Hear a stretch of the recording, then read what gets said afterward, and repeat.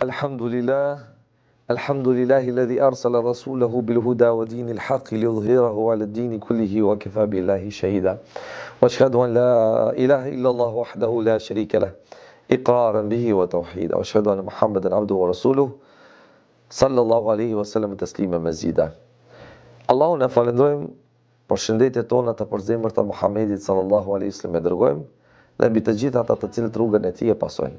Të dashur vëllezër, agjërues, të nderuara motra, dita e 10 e muajit të bekuar të Ramazanit. Edhe në këtë ditë lutemi si çdo ditë të Ramazanit, e para Ramazanit e pas Ramazanit. Në këtë ditë i lutemi Allahut që agjërimit na e pranoj, në zemrat na e pasoj, për xhenetlive neve dhe juve Allahu na bëj.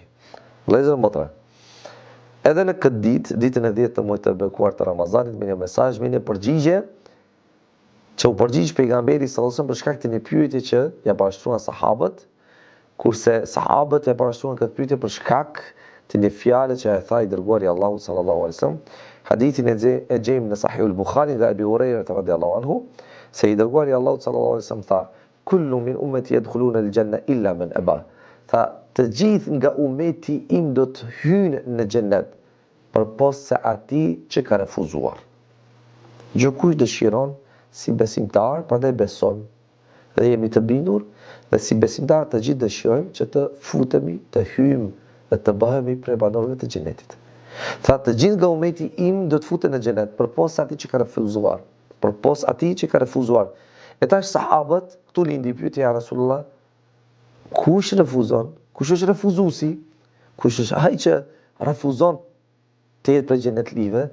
Tha, men ata'ani dakhala al-janna. Kush më pason, kush më respekton, ai thot do të futet në xhenet. O men asani dakhala an-nar.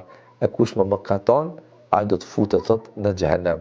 Pra, mëkatimi, mos pasimi i rrugës së pejgamberit sallallahu alaihi wasallam është shkak që njeriu të dënohet në dynjë dhe në ahiret, dhe njeriu të merr dënimin e merituar. Kurse kundërta pasimi i rrugës së pejgamberit sallallahu alaihi wasallam, respekti ndaj të dërguarit të Allahut, vulës së profecisë, të cilën Allahu e dërgoi për të na qartësuar të vërtetën, për të na treguar të vërtetën, për të na shpjeguar të vërtetën, për të na treguar si Allahun ta adhurojmë, si ibadet Allahun ta bëjmë, si Kur'anin ta meditojmë dhe si të afrohemi tek Allahu subhanahu wa taala. Nëse ne Muhammedin e duami, nëse ne Muhammedin sa më duami, nëse ne ndaj tij kemi dashuri, pa pikë dyshimi ne kemi shpëtuar në dynja dhe në ahiret. Dhe ne jemi nga ata të cilët do të jemi prej xhenetlive me lejet Allahut te barek teala. Por përderisa ne nuk tregojmë respekt atij, nuk tregojmë respekt ndaj tij, nuk e pasojmë, nuk tregojmë interes për mësimin dhe studimin e sunetit të tij, atëherë subhanallahu, na falti madhi Allah, atëherë vim në kategorinë e atyre të cilët kanë refuzuar të jenë prej banorëve të xhenetit. Pra, me një fjalë, ata do të meritojnë dënimin dhe shkimin e Allahut fuqiplot. Na boftë Allah nga pasuesit e sunetit pejgamberit sallallahu alaihi wasallam. Allah na bëf nga ata të cilët do të ringjallemi me Muhamedit sallallahu alaihi wasallam në ditën e ahiretit. Allahu na mundsof që të pijmë ujë nga durrët e Muhamedit sallallahu alaihi wasallam dhe të qofshim bashkë me Muhamedit sallallahu alaihi wasallam jannatul firdaus al-a'la wa akhiru dawana alhamdulillahi rabbil alamin.